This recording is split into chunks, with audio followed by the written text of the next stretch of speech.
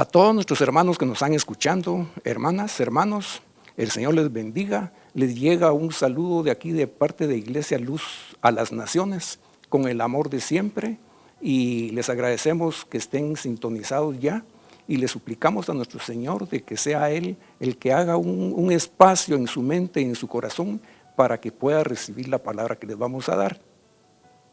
Me tocó a mí el gran privilegio de compartir este tema con nuestra hermana Ivonne Rivera. Ella es debutante en este campo, pero es dotada del Espíritu Santo. Así que le dejo un tiempecito, hermana, para que le dé saludes. Muchas gracias. Hermanos, Dios les bendiga. Esperamos que estén ustedes bien y muchas gracias por sintonizarnos. El día de hoy tenemos un tema bastante bonito y esperamos de que usted tenga papel y lápiz y su Biblia a la mano para tomar apuntes. Amén, hermana, muchas gracias. Quisiéramos, antes de comenzar, encomendarnos a nuestro Señor. Sí. Vamos a orar, por favor, cierre ahí donde está sus ojitos y vamos a comunicarnos con el Señor. Señor, en el nombre del Señor Jesús estamos delante de tu divina presencia, sabiendo, Señor, de que por nosotros mismos no podemos hacer cosa alguna y de que sea con éxito. Sin embargo, Señor, poniéndonos en tus manos, tu palabra dice que haremos grandes cosas juntos con Jehová. Entonces hoy que estamos juntos con tu Santo Espíritu, te pedimos, Espíritu de Dios, de que tú nos uses como unas vasijas de honra, que tú pongas en nuestro corazón y en nuestra mente y en nuestros labios las palabras que tú quieres de que lleguen al corazón de todos aquellos que nos están escuchando. Te lo suplicamos porque es para la gloria de nuestro Señor Jesucristo, a quien sea toda gloria y toda honra. Amén, Señor, y amén. Hoy vamos a tocar un tema que es bastante amplio, es demasiado amplio, y yo creo que se tardaría uno prácticamente años en tratar de desarrollarlo, porque es una especie de biografía. Entonces vamos a hacer lo más corto posible, lo más conciso, y por favor, si ustedes quisieran tener nota de este estudio, lo pueden solicitar aquí a la iglesia para que les llegue, porque son demasiadas citas. Entonces las vamos a dar a nivel de información, y nada menos vamos a hablar que lo que es el apóstol Pablo, y más bien vamos a hablar de él cuando aún era Saulo, cuando él no caminaba con el Señor Jesús. Entonces el tema es el apóstol Pablo. Entonces, quisiera que me ayudara, hermana, con iniciando esto aquí. Lo primero que vamos a hablar acerca del apóstol Pablo es lo que significa la conversión. Viene del hebreo, la palabra 20:15, que significa jacab. Es volverse, convertirse, cambiarse a, volverse diferente, actuar de distinto modo, volver a nacer, comenzar una nueva vida, arrepentirse para luego ser una nueva criatura. Amén, hermana. Vamos a hablar de algunos datos, como le estábamos diciendo, y los vamos a hacer bastante corrido. Entonces, uno de los datos biográficos de él es que Saulo, cuando él todavía estaba antes de conocer al Señor Jesús, él nació en un lugar llamado Tarso, y este lugar era Cilicia, de que está ubicado en el sector de Turquía. Su nombre era Saulo. Y era Saulo de Tarso, igual que el Señor Jesús de Nazaret, porque el Señor Jesús nació por ahí por Nazaret, y Saulo nació en ese lugar de Tarso.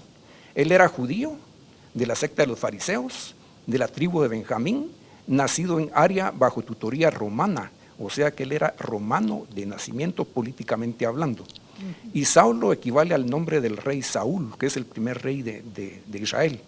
Y el significado, como decíamos, quiere decir pequeño y llamado, pero vamos con una connotación que es llamado de parte de Dios, directamente de parte de él. Y siempre en la vida, como Saulo, vamos a utilizar desde aquí en adelante todas las citas, vamos a tener como referencia la versión de Reina Valera del año 60. Y prácticamente todo lo que vamos a leer está en el libro de los Hechos. Vamos a comenzar con Hechos 22:3, que dice, hablando Saulo, a estas alturas ya es el apóstol. Entonces dice, yo, de cierto soy judío, nacido en Tarso de Cilicia, pero criado en esta ciudad, instruido a los pies de Gamaliel, estrictamente conforme a la ley de nuestros padres, celoso de Dios, como lo sois todos vosotros.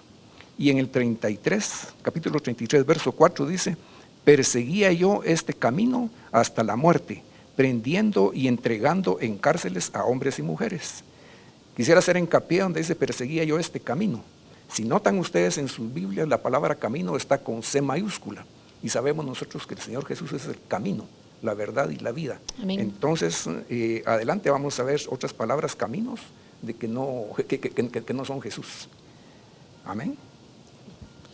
Luego tenemos cómo fue la vida de Saulo. Dice que fue educado por Gamaliel, quien era un doctor en la ley judía.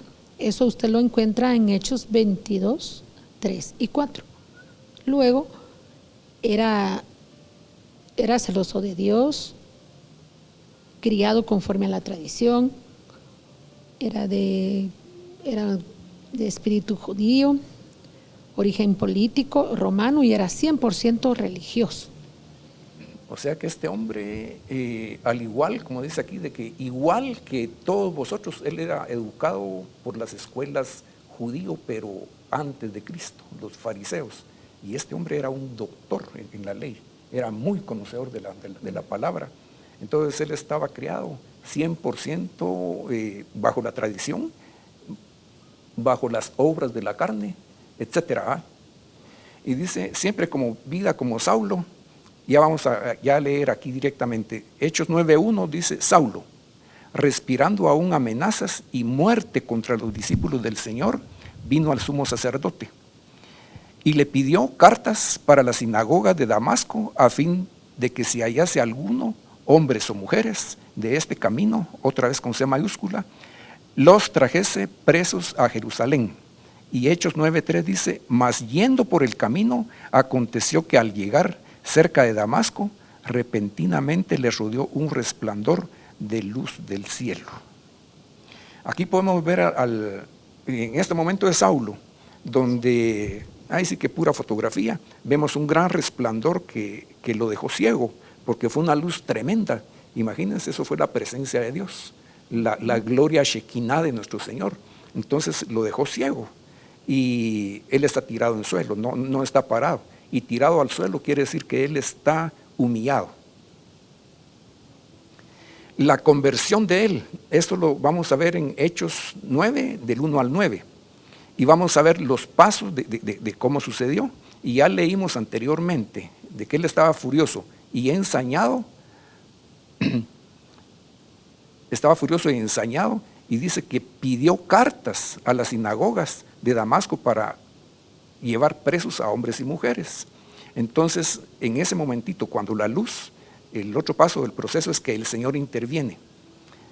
Enseguida el Señor le habla, y después vamos a ver, esto es el proceso de la conversión, la obediencia y sumisión de Saulo, y después las instrucciones de Dios. Y en Hechos 7 y 9, él estuvo 3 días en espera, sin saber qué acontecería. 3 días así como entre bambalinas. Hermana. Y yo quisiera saber algo, durante esos 3 días, ¿cómo sería la vida de Saulo? ¿Será que él Esto comió, es algo importante, hermana, no esta es comió? una pregunta tremenda. Ajá. Porque figúrese, hermana, que es el tiempo, llamémoslo en el siglo XXI, cuando viene alguien y le predica a uno. Entonces, pero uno está acostumbrado a lo anterior. Sí. Las costumbres se vuelve ley. Así es. Esa es una de las bases de lo que es la jurisprudencia, lo que es el derecho. Entonces uno vino acostumbrado a lo que le decían los padres. Cierto. Pero cuando viene alguien y le predica a uno algo, se queda como en el limbo, pero está meditando. Entonces uno no sabe dónde está. Entonces aquí se habla de 3 días que él estuvo en ese ambiente, pues, esperando a ver cuál era la verdadera verdad.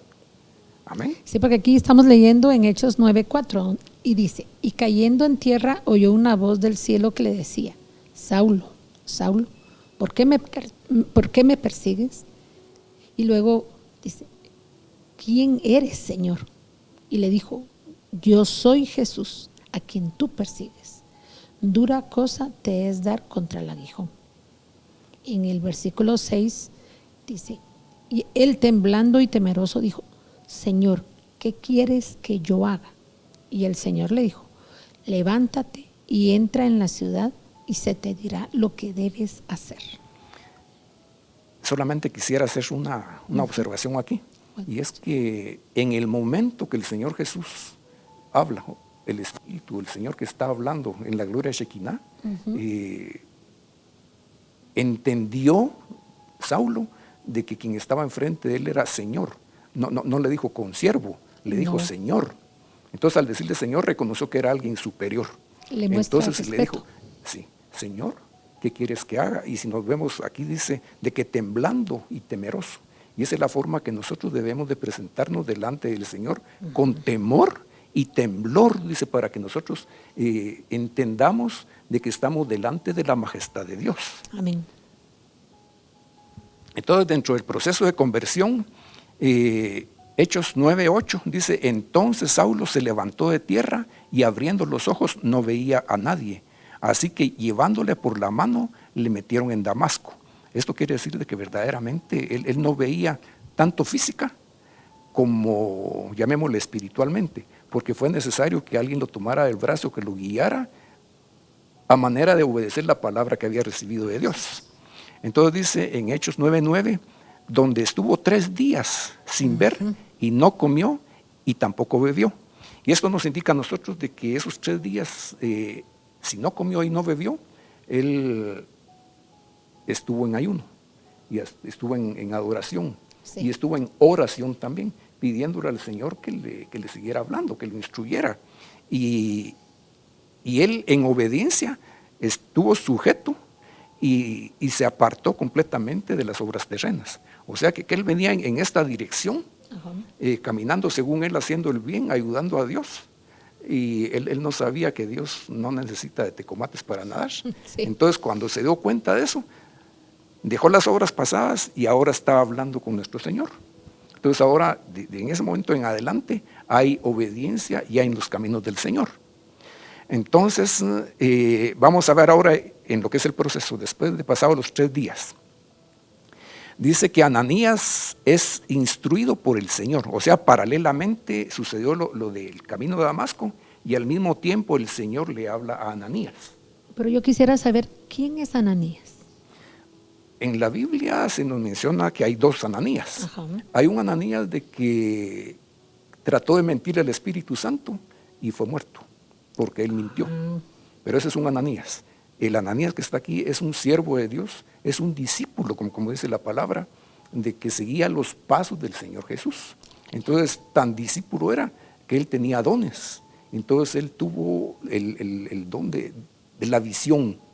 Entonces, dice aquí, obediencia del ministro Ananías, que le confirma todo lo dicho a Saulo por el Señor mismo en la visión que tuvo. Qué interesante. Entonces dice, también vamos a ver por aquí de que Saulo es el único apóstol que no anduvo físicamente con nuestro Señor Jesús, sino que todo lo que él comenzó a recibir fue a partir de ese encuentro en Damasco. Sí, porque no lo conoce. Pablo no tiene ningún contacto con el Señor Jesús. Directamente, así es. Posiblemente que no, pero definitivamente como buen judío que era y como buen fariseo, definitivamente que fue a ver al Señor, que era lo que él hacía. Entonces, de algún lugar venía la raíz de amargura que tenía Saulo, porque miraba que el Señor hacía milagros, y lo bonito del caso que lo hacía día sábado. Entonces, era la fecha en que los judíos no hacían ninguna actividad. Imagínense ustedes, los 10 mandamientos de la tabla del Señor, el decálogo, son 10 mandamientos, y sin embargo los judíos practican más de 600. Sí. Entonces ellos veían cualquier cosita que decía la ley de Moisés, y el Señor la hacía como quien dice de menos. Entonces cada acción que Saulo miraba a Jesús era encenderle el fuego adentro, y se iba inflando esa situación, y tenía demasiado odio en contra del Señor Jesús. Ese es él, hermana. Las instrucciones para Ananías. En Hechos 9:10 dice: había entonces en Damasco un discípulo llamado Ananías, a quien el Señor dijo en visión: Ananías, y él respondió, heme aquí, Señor. El 11 dice de la siguiente manera, y el Señor le dijo, levántate y ve a la calle, que se llama Derecha, y busca en casa de Judas a uno llamado Saulo de Tarso, porque he aquí él ora. En el versículo 12, y ha visto en visión a un varón llamado Ananías que entra y le pone las manos encima para que recobre la vista. Seguidamente tenemos en el 13, entonces Ananías respondió, Señor, he oído de muchos acerca de este hombre, cuántos males ha hecho a tus santos en Jerusalén. En el 14, aún aquí tiene autoridad de los principales sacerdotes para prender a todos los que invocan tu nombre. El 15, el Señor le dijo, ve, porque instrumento escogido me es este, para llevar mi nombre en presencia de los gentiles y de reyes y de los hijos de Israel. Es interesante esto de que lo que decíamos anteriormente, que paralelamente el Señor actuó en dos personas distintas. Una fue Ananías y la otra fue Saulo.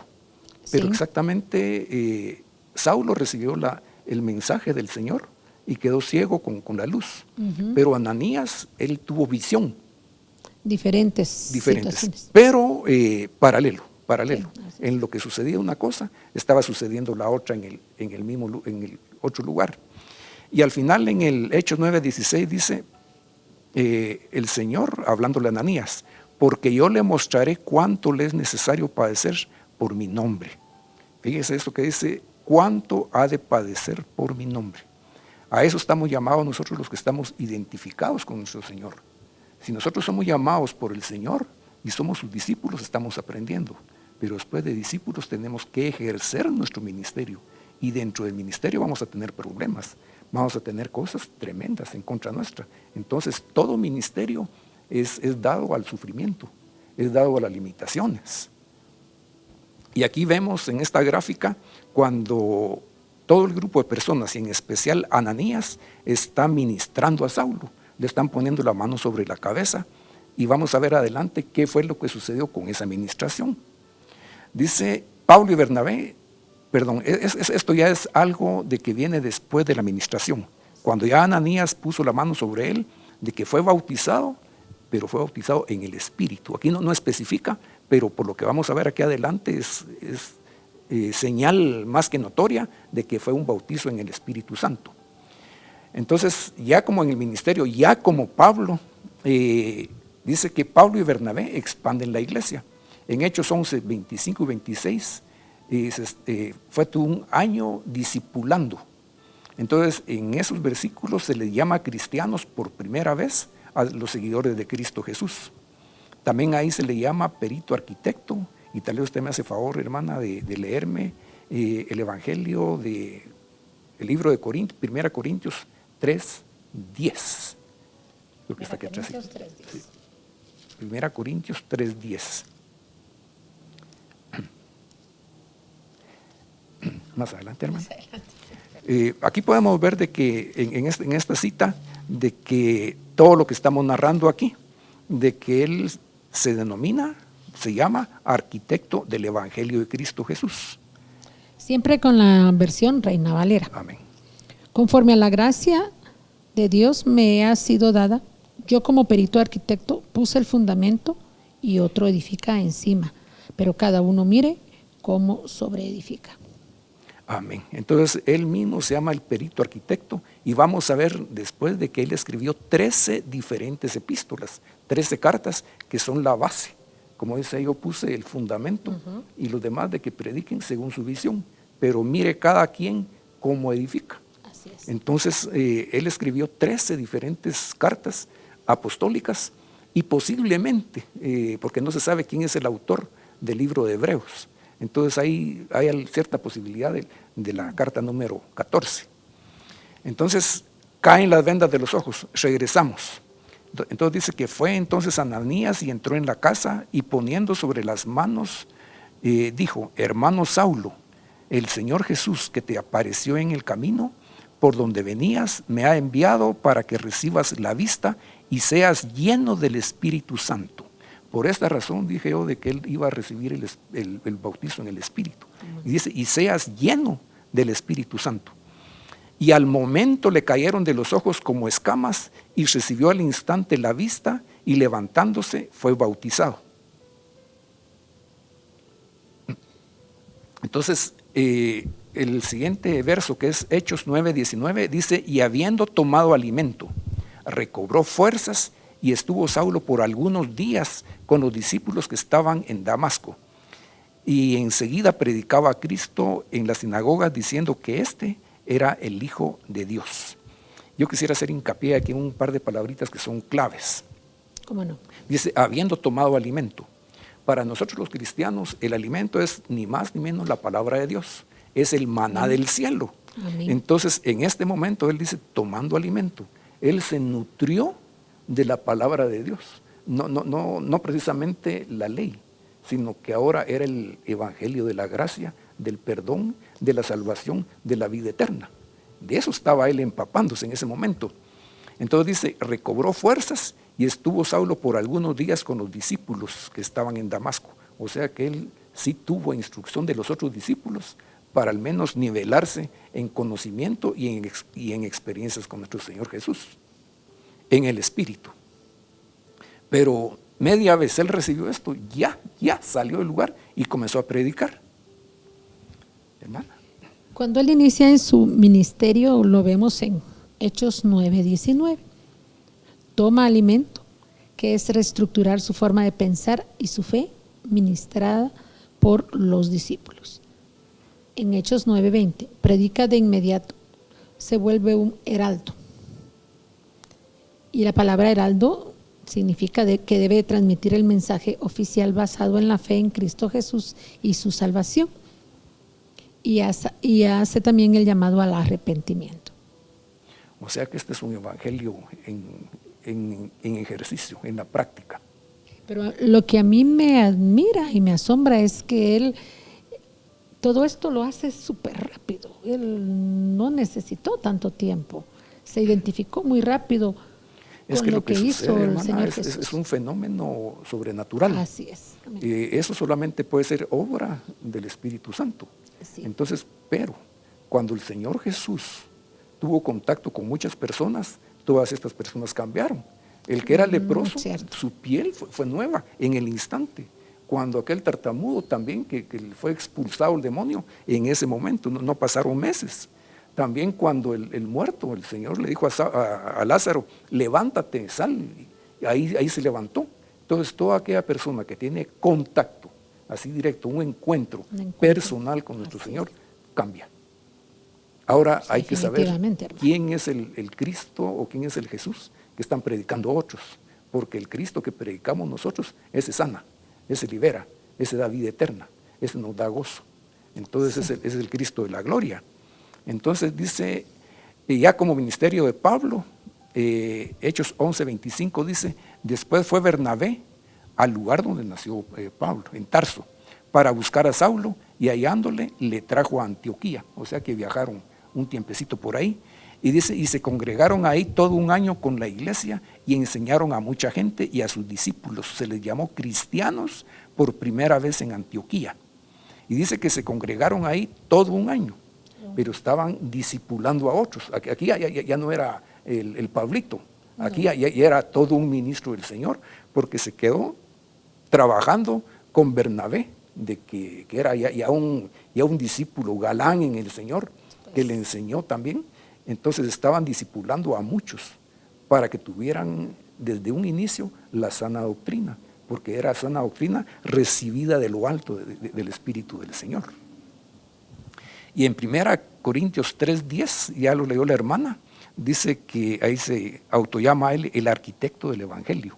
Y vamos a ver eso porque dice, conforme a la gracia que me ha sido dada, yo como perito arquitecto puse el fundamento y otro edifica encima, pero cada uno mire cómo edifica.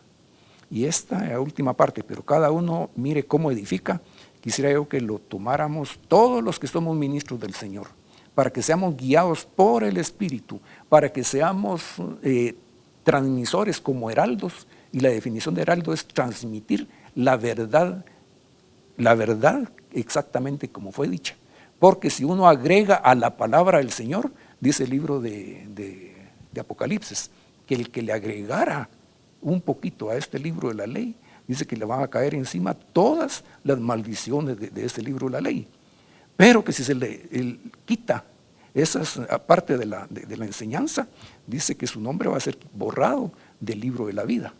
Entonces, para todos los ministros que hablamos la palabra del Señor, tenemos que tener mucho, mucho cuidado en esto.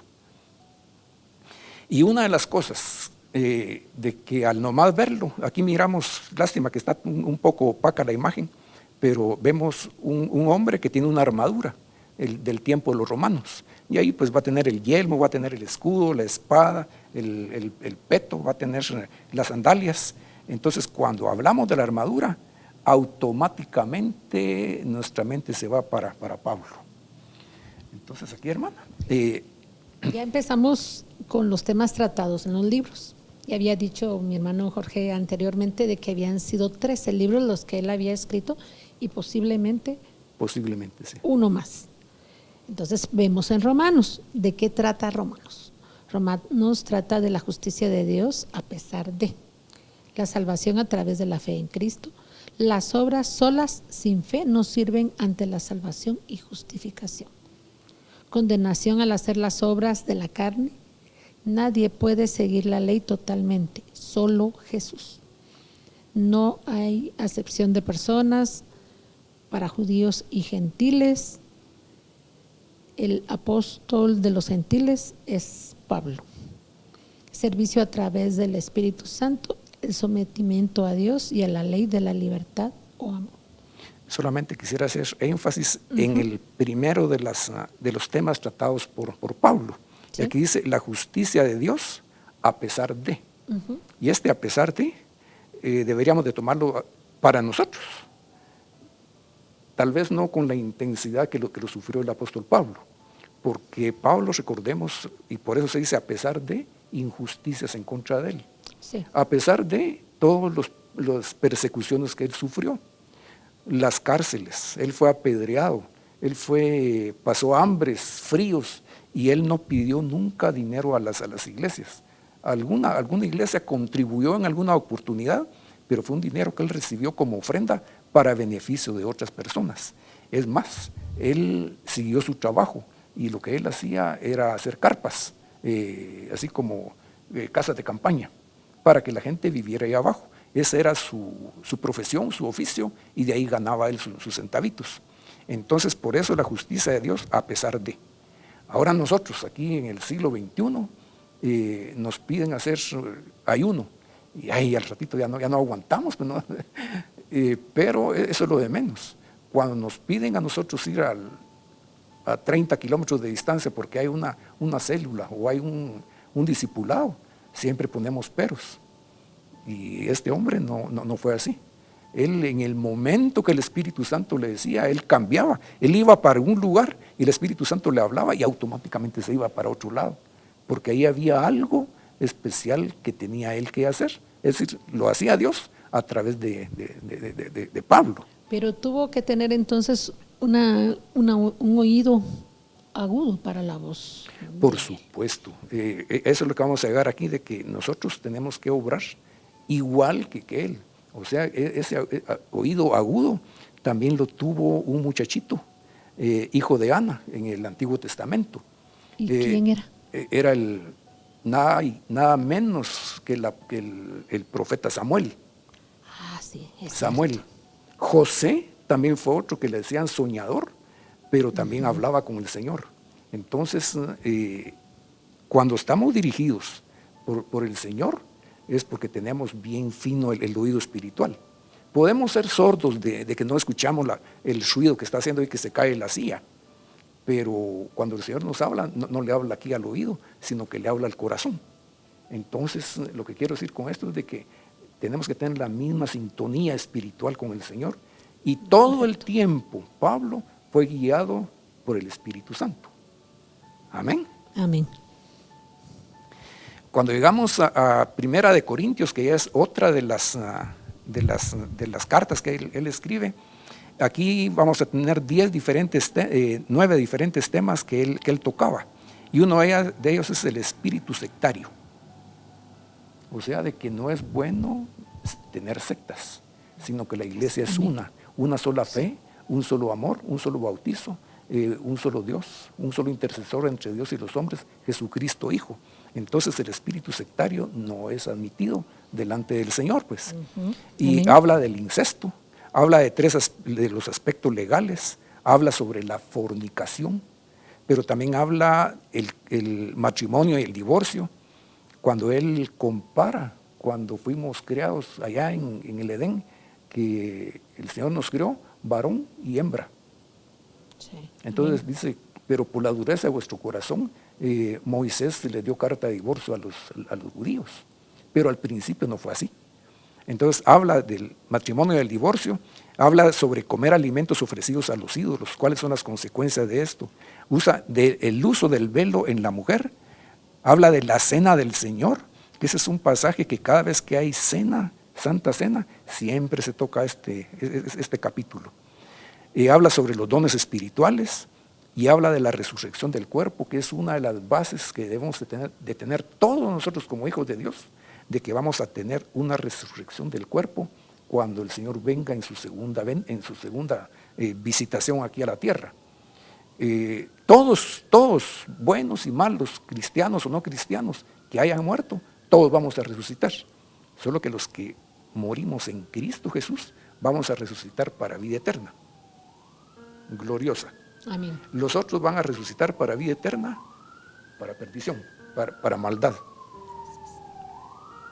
2 Corintios, la otra carta de él, dice que es la carta más autobiográfica de todas. O sea que aquí se está describiendo el apóstol como tal, donde está poniendo evidencias espirituales y está poniendo todas las diferencias entre lo que es la gracia y lo que es la ley.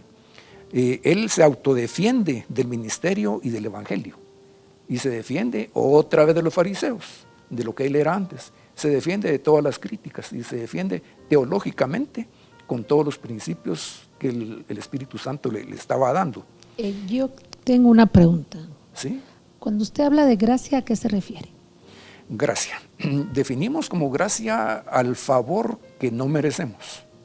Es algo de que, lo voy a poner más sencillo. Cuando nuestro hijo chiquito deja la comida ahí y que la tira, ni merece que se la hayamos dejado ahí, ni que le volvamos a servir otra vez calientito.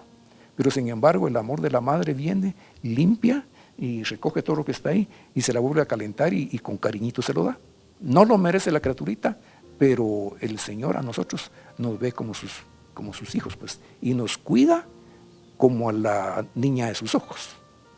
Entonces es un favor que no lo merecemos, pero que el Señor le place en su corazón dárnoslo a nosotros gratuitamente. No hay que pagar por ello. Gracias. Entonces habla de la autodefensa del ministerio y del evangelio, las ofrendas colectadas para ayudar a los pobres de Judea. También nos insta a ser liberales y alegres al dar para que Dios nos bendiga. O sea que con palabras de Pablo nos está repitiendo lo que el Señor habló de la ley de la siembra y la cosecha. También hay un mensaje de condena a los detractores del evangelio por sus excesos y calumnias. Se dice aquí en nuestro medio de que una persona que es no sabia, una persona que no tiene talento innato y que no tiene bases para rebatir, recurre a la violencia. Se le terminan las excusas lógicas y también inteligentes y razonables y explota. Entonces, los que explotan en contra de los principios que el Señor dice. Por ejemplo, ahora hay gentes de que están pidiendo derechos que ni son bíblicos ni están en la Constitución. Y están tratando de que nosotros nos amoldemos a ellos y ellos a nosotros. Y eso sería una mezcolanza de cosas, pues. Ya sería otra secta más.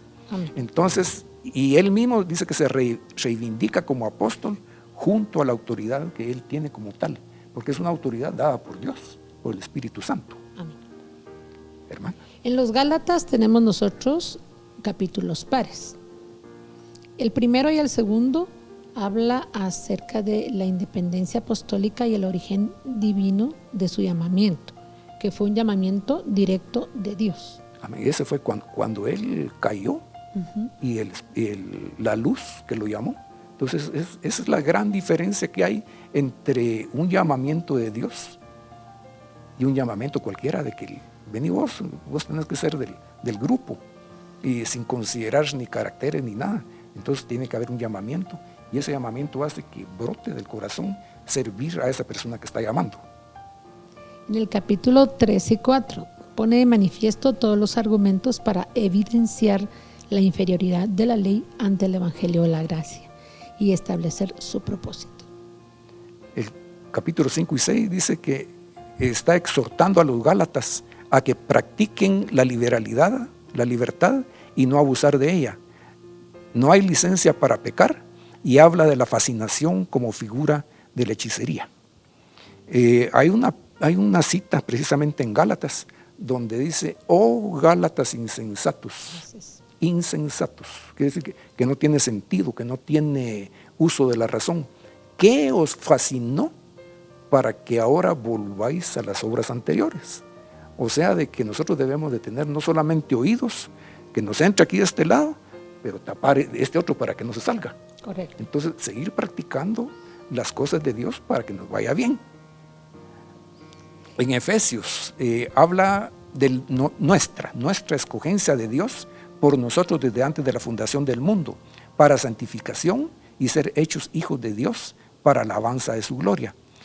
Nos insta también a orar por la sabiduría espiritual, no la terrenal. Y nos insta también a llevar la gracia que es por medio de la fe. Habla de la circuncisión del corazón y no del prepucio físico de la carne. Habla de la revelación de misterios por el Espíritu. O sea que no se trata de adivinación, no se trata de tirar barajas y ver cartas del tarot, no se trata de horóscopos, se trata de una revelación de los misterios por el Espíritu. Entonces dice de que Cristo, nuestro fundamento, nuestra paz, nos insta a andar en unidad. Habla de los dones espirituales. Dice, no contristar al Espíritu. Hay que andar en amor y en luz y sabiduría. Habla del matrimonio, habla de la armadura de Dios, lo que hablábamos anteriormente, y da instrucciones a los padres, a los hijos, a los amos y los siervos. Y precisamente por eso es que se le llama arquitecto del Evangelio. Aquí repetimos otra vez la figura de la armadura de Dios. Y no nos vamos a detener esto porque ya el tiempo nos está corriendo y sería demasiado largo. Pero Filipenses, que es otra de las cartas de él, el trasfondo de esta carta es el gozo y el poder del cristiano. Se dice que el gozo del Señor es nuestra fuerza. Amén, amén, amén, amén. Entonces dice que ese gozo viene de nuestra convicción en el Cristo resucitado. No se está hablando de un Cristo que está crucificado en madera, que es una imagen, pues. Entonces nosotros creemos en el Cristo que resucitó y esa es la base de nuestra como cristianos, de que si Él resucitó y nosotros seguimos sus pasos, nosotros también vamos a resucitar en Cristo Jesús. Amén. Entonces dice el gozo que al estar en uno mismo, en nuestro corazón y guiado por el Espíritu de Dios, y que el gozo se da solo cuando el Espíritu de Dios provoca o fructifica como fruto el gozo de Dios. Y con esa convicción el creyente vence inclusive a la muerte. Porque nosotros sabemos, hermana, de que mucha gente le tiene pánico, horror, terror. Yo no sé con qué adjetivo calificar a una persona que está pronta a morir, porque sabe que se va a topar con un Dios ogro, con un Dios vengativo. Entonces, y sabiéndose pecador, no quiere enfrentarse al juez. Pero nosotros aquí en la tierra, cuando ese juez es nuestro papá, entonces para nosotros es un gozo el morir. Vamos a pasar una puerta, que aquí está la vida, y el otro lado aparentemente la puerta que se llama muerte, pero el otro lado de esa puerta hay vida eterna. Amén. Amén. Dice, con ese gozo en el corazón se forma una espera con paciencia. O sea, no hay desesperación. Pero también dice, con paciencia y con gran expectativa del glorioso advenimiento de nuestro Señor Jesús. Entonces, sabiendo nosotros imaginarnos cómo va a ser la venida del Señor Jesús, y solo nos imaginamos por lo que recibimos, que va a venir en las nubes, así como cuando Él se fue, que en nubes también se fue, así va a venir. Y está dicho. Los ángeles le dijeron a los discípulos, cuando el Señor Jesús se fue, ¿qué veis al cielo? Ese Jesús que como se fue, así va a venir otra vez. Entonces, que todo ojo le verá. Yo imagino a todo el mundo, viendo cómo desciende el Señor de los cielos. Entonces, ese gozo se manifiesta de tal manera en nosotros que no tenemos ni pena ni vergüenza de llegar a la puerta del vecino y predicarles la esperanza que tenemos nosotros. De eso se trata esto. Y eso es parte de lo que nos habla Pablo en Filipenses. Hermano. En Colosenses habla acerca de los falsos y de detractores maestros que niegan la deidad de Cristo Jesús. Socavamiento de las doctrinas cristianas. La epístola describe al Cristo como supremo Señor y con autosuficiencia. También habla de que Cristo es el Señor de toda la creación, material y espiritual, ángeles y también de los ángeles caídos. Cristo merece toda gloria, honra, honor y admiración, y este es el sustentador de toda la creación. Cristo es la cabeza de la iglesia y su redentor. También habla de que Cristo es el Salvador único y supremo. Él ha hecho una familia universal, todos iguales, todos recibimos el perdón y la adopción de hijos. Imagínense, hermanos y amigos que nos escuchan, qué cantidad de temas la que el apóstol Pablo nos explica en cada una de sus cartas. Y esta de Colosenses es una que es pero increíble, porque fíjese, hermana, de que resulta de que viene el apóstol y le está hablando a la iglesia y dice: amados, no queremos que ignoréis acerca de la venida del Señor. Entonces él habla de que al sonar de la final trompeta y con voz de arcángel, de que el Señor bajará con poder y gloria, y a ese grito, la trompeta, resucitaremos. Los que están muertos en Cristo resucitarán primero, y ellos, junto con nosotros que vivamos, juntos nos vamos se va a cambiar nuestro cuerpo, como fue cambiado el cuerpo del Señor Jesús, que fue un cuerpo glorificado. Entonces, juntos, los que ya murieron y los que estemos vivos, vamos a ir arriba al cielo con Él. Entonces, esa es una de las bases, pero de la pirámide yo diría que es la que está abajo, la esperanza que tenemos en Cristo Jesús. Y por eso es que nos pueden decir hasta locos, que hasta la misma palabra lo dice, que nos alegremos cuando nos critiquen, porque para el mundo es un circo, es un espectáculo ver cómo un cristiano es tan diferente que los otros. Amén, ¿Sí? hermano. Amén. En Primera de Tesalonicenses habla acerca de la fe, la esperanza y el amor. Repite recomendaciones a otros líderes. Habla sobre mantener la cercanía con los líderes. Una de las mayores bases de nuestra fe, la esperanza de la resurrección, que era lo que hablábamos, de entre los muertos para la vida eterna. Cosa que repite en cada capítulo, y esa esperanza no la tienen grupos ajenos. Ser buen ejemplo. La conducta del cristiano anhela la unidad de la familia y estar presentes. La fe es la preocupación de Pablo. Y por último, habla del día del Señor Jesús y su pronta venida. A mí me llama la atención, llamémosle el rengloncito penúltimo. Dice que la preocupación de Pablo es la fe. Y ese es algo que en nosotros, con un regañito o con una mirada mala, como que se nos decae el ánimo. Sí, a veces. Entonces, a veces nos llama la atención por algo que sabemos que está mal hecho y ya la emprendemos en contra del otro. Pero entonces, ese gozo debemos de guardarlo, porque nuestro ejemplo es el Señor Jesús. Amén. Entonces, muchas veces uno mira al mismo Cristo en el siervo de Dios que está ahí enfrente, pero el siervo puede estar equivocado. Sí. Pero cuando Él nos está hablando de parte de Dios, Él lleva la palabra de Dios, nacida del corazón de Dios, y nos lo está diciendo a nosotros. Entonces tenemos que ser así como Pablo, de que cuando vio el resplandor, cayó. Y eso lo condujo a la obediencia y a la humillación. Y uno debe ser humilde, porque Dios exalta al humilde, mas ve de lejos al altivo. Amén. ¿Sí? Segunda de Tesalonicenses nos habla también sobre la espera de la venida del Señor, pero con paciencia, con mansedumbre y fe a causa de las tribulaciones. Y esto para que el Señor nos tenga por dignos a la hora de su venida. Pero fíjese que si nos tiene por dignos es porque nosotros debemos tener paciencia, mansedumbre y fe en nuestro Señor. Y si mantenemos esas tres cosas, vamos a ser vistos como dignos delante del Señor. Y habla de la gran apostasía antes de su venida, y eso es precisamente lo que estamos viviendo ahora. No por la pandemia, sino que esa apostasía es otra pandemia a nivel mundial de que está sucediendo en la iglesia. Hay mucha erosión de personas que se van a otros lugares porque dejan la fe. Entonces dice que antes de la venida del Señor tiene que haber una gran apostasía. Y dice, habla de permanecer firmes, reteniendo la doctrina. Habla de la salvación recibida por medio de la santificación por el Espíritu y de la fe en la verdad. Y habla de mantener a los líderes y a la iglesia en oración para que se mantengan llenos de Dios.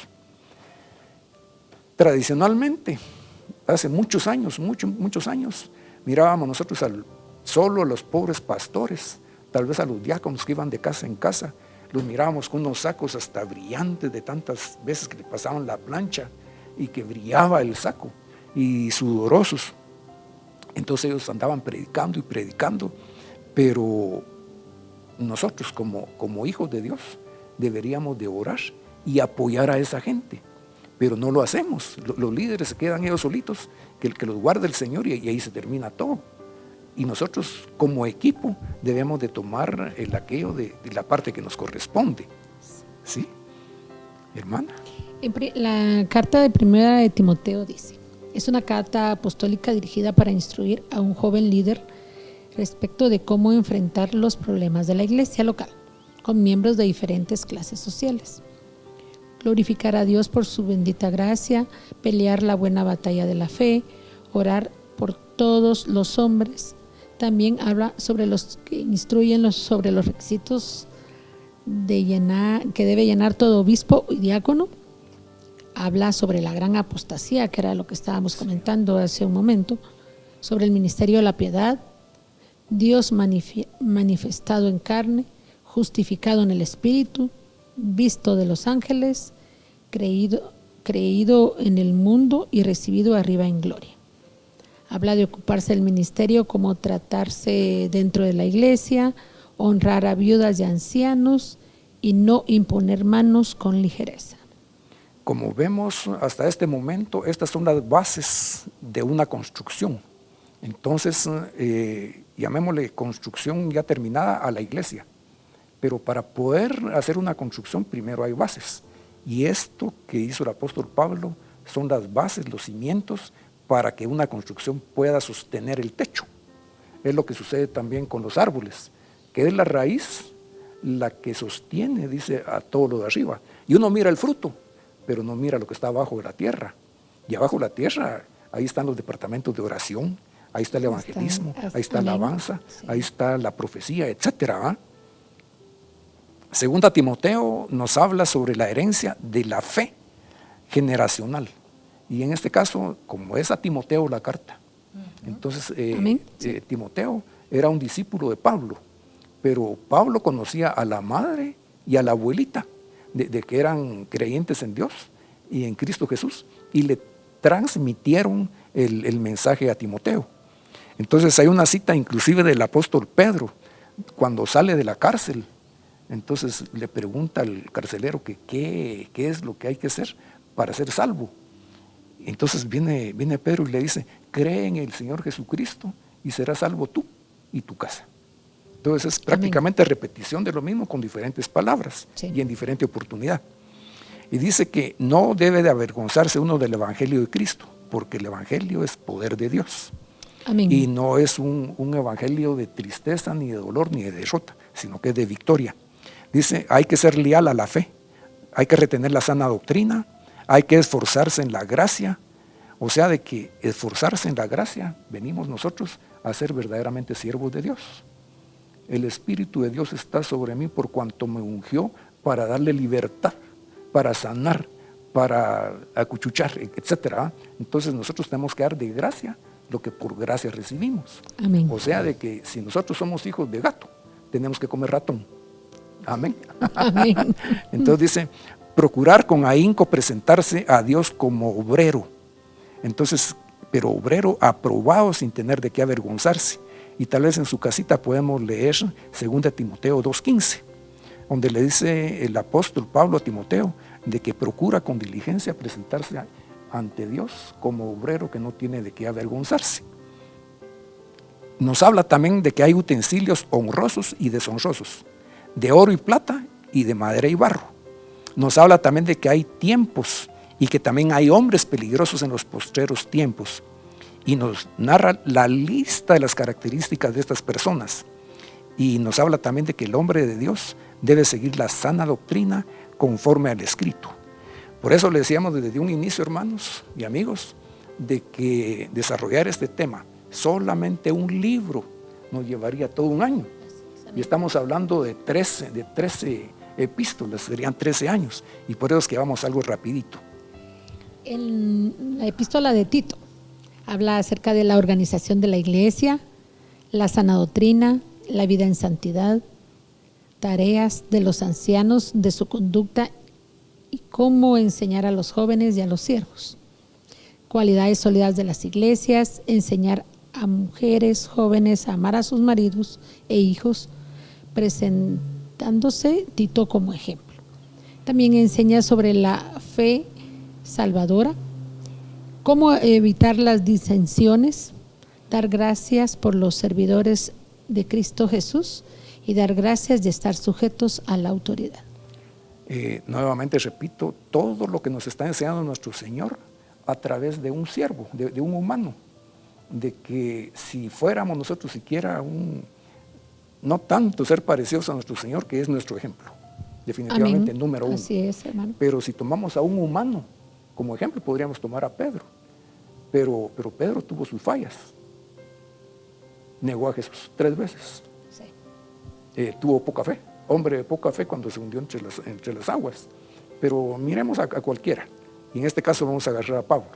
De que cómo el Señor logró hacer tanto, fundar la iglesia a través de una persona. Entonces, si nosotros nos pareciésemos a ellos, aunque sea una poesía, para el Señor deberíamos de tener, pues. Un poema. Sí, un poema, sí, para el Señor. Y Filemón creo que va siendo el último de los temas, de las cartas. Y este tema central es el perdón que debemos de tener los unos para con los otros.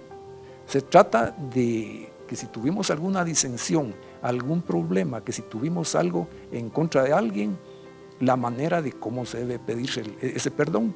Y aquí lo que sucede es de que Filemón es un discípulo de Pablo, pero posiblemente fue una persona muy adinerada, de que en aquel tiempo allá atrás, como cuando era Saulo, entonces él también tuvo sus pecados. Entonces aquí viene Filemón, y él era gente adinerada y que tenía esclavos. Y hubo un hombre que trabajó con él como esclavo, y a ese esclavo Filemón le prestó dinero. Y el hombre parece que desapareció y se quedó con la deuda pendiente. Entonces viene Pablo y él intercede delante de Filemón y le dice de que acepte a este hombre ya no como deudor ni como esclavo, sino como hermano. Y que por favor la deuda que el otro tenía, de que se la pase a Saulo. Imagínense, ahí va la gracia. La gracia en práctica. Así de que es. ¿Cómo voy yo a pagar los platos quebrados por aquel hermano que no, hombre, que no. Pero es tanto lo que el Señor nos dice a nosotros que debemos de hacerlo. Por eso cuando miramos nosotros a una persona que pasa por la puerta y pide un panito, Ay, qué feo debe ser darle un francesito solo así que se lo coma con saliva. No, hay que darle algo como lo que comemos nosotros. O sea, servirle su café caliente, servirle una su filita de francés partido a la mitad con sus frijolitos y su quesito, pero para que vaya el hombre satisfecho, pues. Y cuando se vaya, mire amigo, lleves esto para el almuerzo. O sea, no ser uno miserable. Entonces, ¿cómo nosotros nos debemos de perdonar entre los hermanos? Amén. Y hermana. Finalmente, como hijos de Dios, Pablo nos da ejemplos de lo que debemos ser nosotros. De lo que debemos de ser nosotros. En primer lugar, una verdadera conversión y pronta activación. Un carácter cristiano, perseverancia hasta la muerte, sujeción total a Cristo Jesús, guiado siempre por el Espíritu Santo, ser real defensor de la fe en Cristo Jesús, tener un real ministerio y un real llamamiento. Mostró verdadera unción en sus prédicas, carácter disciplinario, autoridad total en el Espíritu. Supo vivir con limitaciones y bonanza, y las vicisitudes no lo detuvieron. Esto significa que muchos de nosotros no hemos quizás llenado ese perfil. Amén. Pero con la ayuda de Dios debemos de pedirle a Dios que nos ayude a llenar realmente ese perfil. En otras palabras, tirándolo materialmente, cuando uno va a optar por una plaza de trabajo, entonces le ponen una lista de requisitos, que traiga su currículum, que tenga fotografía, que sea mayor de edad, que tenga número de DPI, un montón de requisitos. Y de repente digamos que tiene que ser bilingüe, con el 85% de dominio del inglés, de que sepa escribir muy rápido con la computadora, y hasta se termina la saliva de hablar de tantos requisitos. El Señor no nos exige eso, sino nos pide humildad, obediencia. Dice, sacrificio no quiero obediencia. Entonces, cuando el Espíritu Santo de Dios nos habla, debemos de ser sumisos y obedientes, pero para ser santificados y ser útiles al Señor. Amén. Ese es el objetivo de todo esto. Entonces, mis hermanos, esperamos que todos nosotros tengamos estos datos como algo, no solamente como un dato más, sino que por favor ténganlo como un archivo donde cuando sea necesario el aplicar esto, saquen ahí esa fichita. Me tengo que portar humilde. Me tengo que portar obediente. Me tengo que portar con gracia de Dios. Me tengo que ser reflejo de la gracia de Dios. Entonces vamos a despedirnos en oración, hermanos, esperando que el corazón de ustedes sea una tierra fértil y que esto les sirva de provecho. Así que nos despedimos en oración. Padre, en el nombre del Señor Jesús, hemos transmitido tu palabra, nos hemos puesto en tus manos y hemos hecho lo que tú nos has mandado hacer. En el nombre del Señor Jesús, que por las ondas etéreas haya llegado este mensaje al corazón y que esa palabra haga todo aquello para lo cual fue enviada. En el nombre del Señor Jesús bendecimos a nuestros hermanos, bendecimos a nuestras hermanas, a nuestros amigos y mandamos una palabra de esperanza, una palabra de fe, una palabra de sanidad para sus cuerpos y para sus almas y una palabra que los lleve a la obediencia a Cristo Jesús. El Señor les bendiga, hermanos, el Señor les bendiga, hermanas, y nos seguimos viendo por estos medios de Iglesia Luz a las Naciones. Buenas noches.